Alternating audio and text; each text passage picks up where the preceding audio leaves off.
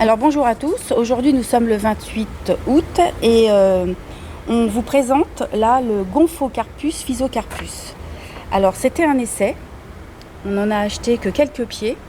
Nous avons trouvé que la fleur était plutôt originale. Elle ressemble à la fleur de l'Asclepias.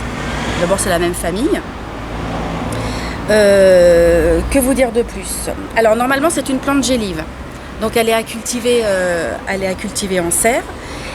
Si vous la mettez en pleine terre, c'est ce que nous avons fait là pour la vidéo et pour l'ensemble du massif, il faut la considérer comme une annuelle parce que c'est une plante gélive.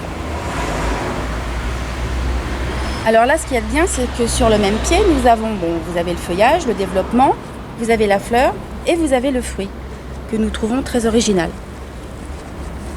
Voilà. Alors, le fruit, c'est une sorte de capsule qui est gonflée et recouverte d'épines, mais les épines sont molles. Vous voyez, quand je touche, ça fait absolument pas mal. Et à l'intérieur, on va voir comment c'est. Ouais, alors une fois que c'est bien rangé, voilà, et le coton, ça forme une petite boule.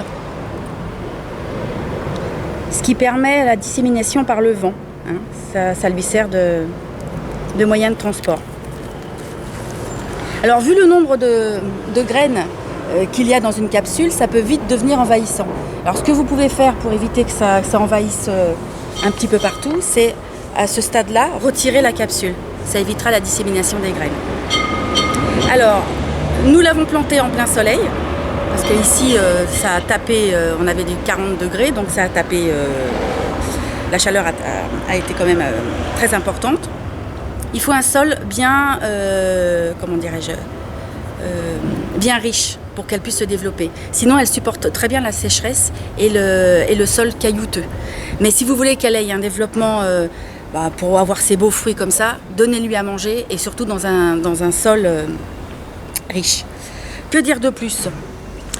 Qu'elle peut monter jusqu'à 1,20 m, qu'elle peut s'étaler sur 70 cm, donc ça fait déjà un bon développement. On est en pleine floraison puisque c'est de juillet à novembre. Et il y avait quelque chose qui était assez sympa, c'est elle sert de nourriture aux chenilles monarques. Donc bon là on n'en a pas vu. On n'en a pas vu, mais... Et comme c'est une plante qui est toxique, la totalité de la plante est toxique, et bien les chenilles monarques deviennent toxiques et c'est leur moyen aussi de protection. Donc voilà, chacun a son utilité. Que dire de plus ? Eh ben, je crois que vous savez tout. Vous avez la fleur, vous avez le fruit et vous avez l'expérience en pleine terre. Donc si vous avez des questions, vous n'hésitez pas. Elle résiste à la sécheresse, mais bon, si vous voulez qu'elle se développe, c'est pareil, il faut quand même un petit peu arroser pour avoir des beaux fruits comme ça. Voilà, à bientôt sur d'autres vidéos sur ART, le pouvoir des plantes.